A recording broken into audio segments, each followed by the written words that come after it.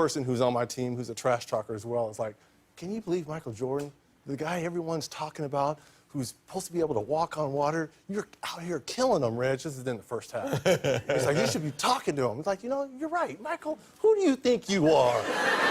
The great Michael Jordan? That's right, there's a new kid on town, right?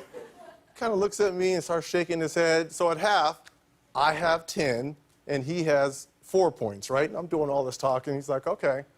End of the game in the second half, he ended up with 44, and I ended up with 12. So he outscored me 40-2. And as he's walking off, he's like, be sure and be careful, you never talk to Black Jesus like that.